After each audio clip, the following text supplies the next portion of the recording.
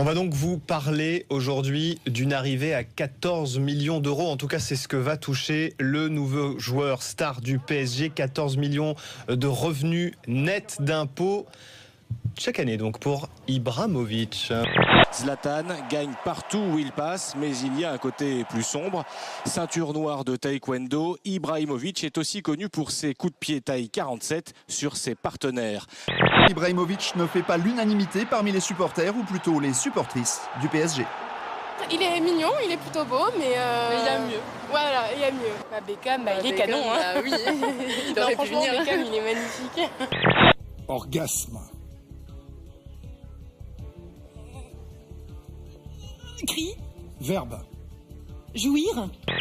Où Jonah Falcon, que vous allez voir ici, a été arrêté à l'aéroport de San Francisco par la police qui voulait savoir ce qu'il avait dans la poche. Eh bien rien, a répondu ce New-Yorkais qui, suspecté de cacher un objet, a dû repasser sous le détecteur de métaux et au scanner à rayon X.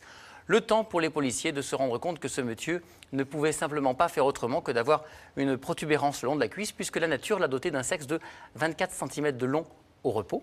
A priori, c'est l'un des plus longs du monde. Merci, bravo. Oh, qu'est-ce que c'est? Un os pénien. Nana? Un pénis d'ours. Incroyable, hein? Vraiment, merci. Je prépare mon coup, mais je pense que je vais lui mettre une belle carotte et il sait pas d'où elle va venir. Et ça passera, mais tout seul, quoi. En Bolivie, à l'occasion du 203e anniversaire de la libération de la capitale du pays, ces pâtissiers ont donc réalisé le plus grand gâteau d'Amérique du Sud, homologué bien évidemment, pas forcément digeste. 10 000 parts étaient prévues. Je reconnais que là, nous des fois quand ça nous arrive d'en manger, là, quand elle est encore tiède, on la mange, on la fait péter en deux. Hein. Maman, c'est bon. L'œil de phoque, ça c'est bon quand même.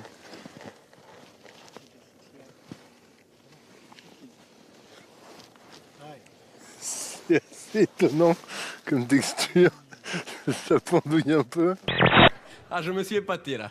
Ah je m'applaudis tout seul. Hein. Monsieur Sakamoto eut une idée aussi simple que saugrenue. Pour éviter d'être terrassés par les secousses, les maisons du futur devront voler. L'astuce centrale pour stopper l'air, c'est cette plaque d'inox qui entoure la base de la maison. Une demi-seconde après le début du séisme, la maison commence à se soulever et à la fin du séisme, l'air s'en va progressivement et tout se remet en place en 3 minutes. De loin, ce taxi londonien a l'air tout à fait ordinaire.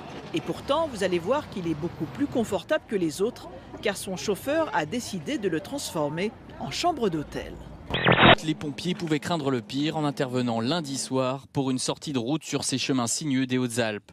La voiture qui a manqué un virage est tombée 100 mètres en contrebas. Pourtant, la conductrice Ghislaine, 53 ans, est indemne.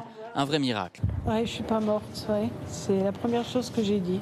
J'ai même dû parler tout fort parce que c'était impressionnant. Je croyais que ça n'arrêterait plus, ces tonneaux. Ouais. Ghislaine est consciente, mais sa voiture est entièrement détruite et elle est coincée au fond d'un ravin sur une petite route de campagne. Son téléphone portable va la sauver.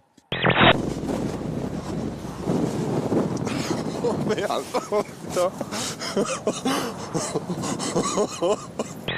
Depuis sa création en 2002, son école du rire propose des cures de bonheur, des formations en rigologie ou tout simplement des stages de rire. Des pratiques qui peuvent constituer une véritable philosophie de vie. En maniant l'humour et la déconne sur le net, les cathos sont passés professionnels dans le détournement des concepts qui ont séduit les jeunes. Dernier en date, la parodie de la série Bref. Le prêtre m'a dit, si vous me disiez vraiment ce que vous avez sur le cœur. Je l'ai regardé, il m'a regardé, j'ai regardé son crucifix, le crucifix m'a regardé. Vas-y. Bah en fait, c'était plutôt... J'avais tout raconté. Je me suis dit qu'il allait prendre une grande inspiration et me sermonner pendant 3 quarts d'heure. Vous devriez prendre le temps de mieux connaître le Christ et apprendre à l'aimer.